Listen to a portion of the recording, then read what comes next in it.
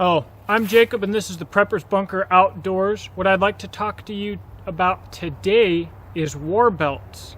I'll put a link above here to why I like to wear a Warbelt, because it's part of my R&R kit. But long story short, I started out with a HighSpeedGear belt, ended up going to an ATS belt, and currently I am running a Gadsden dynamic Warbelt, and I feel like the fact that I own 3 different types of belts made for a great opportunity to quickly show you the belts and compare them.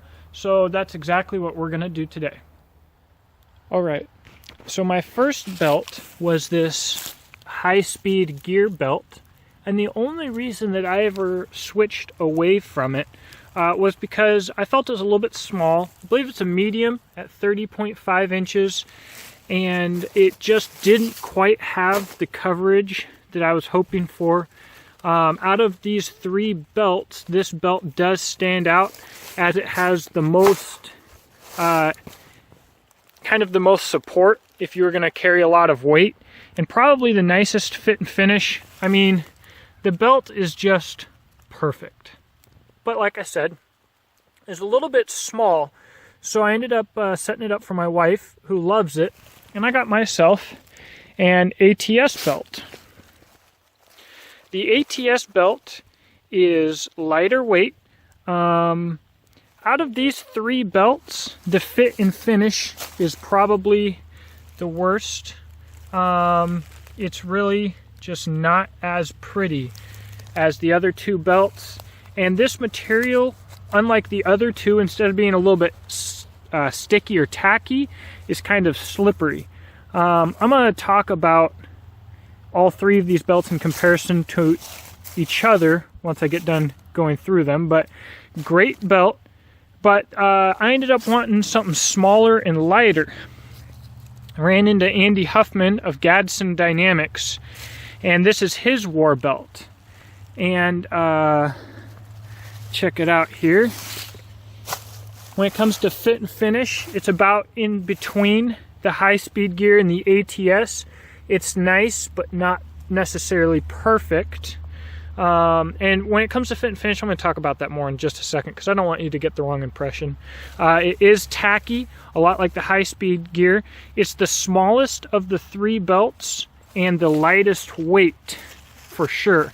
I actually added this little piece right here myself because I wanted to be able to put on one of these little dealios here to clip my gloves to my belt, because I like to lose gloves, or a glove, usually one glove, usually the right glove, I don't know. So I know a lot of you guys will say it's gay to talk about fit and finish. The only reason I really bring it up is because it is something that people care about. All 3 of these belts are very high quality. I have no question as to their durability. I think they're great quality. And that fit and finish that I mentioned, it's not really going to matter. It's kind of a personal thing. I don't really care about it. I think that each of these belts is great. So ultimately, besides that, you know, what do I think about the belts? Well, if I wanted to run 7 mags in a dedicated frontal assault combat war kit, let's say I was going back to Afghanistan again in the military, I would probably run the HighSpeedGear. Like I said, it's the widest, it's got the most support, it's pretty stiff, it's pretty cool. If you're going to run a drop leg, you can run it through here to your belt, and I like that feature. The ATS also has that feature. But I'm thinking of more of a armed citizen type role that in my mind is important today. And for that, my kit is the Gadsden Dynamics. Of these 3 belts, I love it the most. Just super lightweight, super comfortable to wear. This stuff here is kind of tacky. It does distribute the load well. And there's just, it's just small and tough and awesome. Now, each of these belts could use a little bit more wear, as you guys are probably thinking already. Probably the one that's seen the most use is the Gadsden Dynamics, but these have not gone through professional courses yet. They will be used in training, and I will update you guys on any one that I think has really thoroughly been through the ringer. The last thing that I want to talk about is the ATS and the HighSpeedGear do not come with a belt. So you got to buy that separate. You end up getting something like this. This is an ATS that I bought with the belt. The Gadsden Dynamic has it built in. It's one less thing to worry about. It all comes in one piece. And if you get the ITW Nexus buckle, it just weighs like nothing.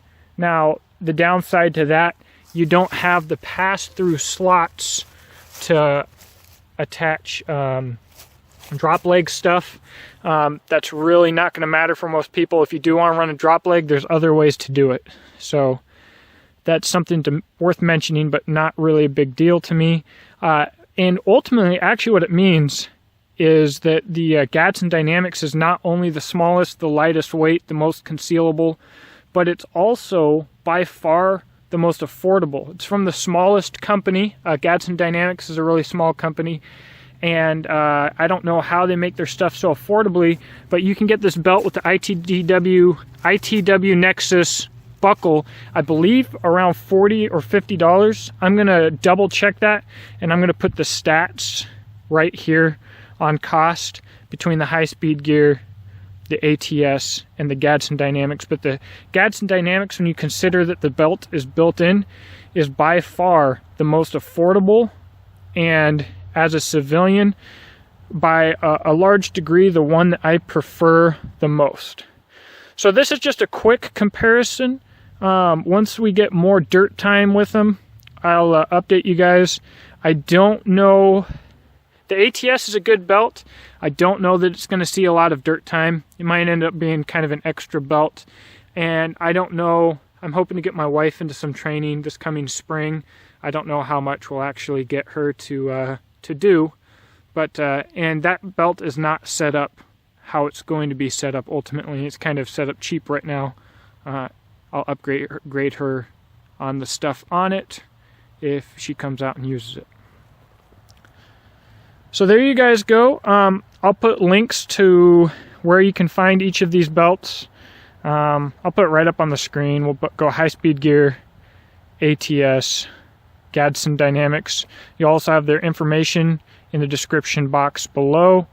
Thanks for watching, guys, and make sure to check all of these out. These are all made in America. Everybody's familiar with HighSpeedGear. A lot of people are familiar with ATS. I ran across them when I was stationed at Fort Campbell, and not a lot of people are familiar with Gadsden Dynamics. And if you're not familiar with Gadsden Dynamics, you need to get familiar with Gadsden Dynamics. I love their products, so they're worth checking out. Well, I hope you guys enjoyed this video. I look forward to giving you more information on these belts in the future. Please hit subscribe, thumbs up, let me know what you think in the comment section below. And if you are looking for a fighting sling, a fast transitioning sling, the only option that is on the market and viable today is the Beach and Tactical Speed Sling. As always, check out Beach and Tactical products at beachandtactical.com. I hope that you have a blessed day, and I look forward to hearing from you. Thank you. He ain't dead smart. Played by the United States Marine Pipe and the Drum Corps.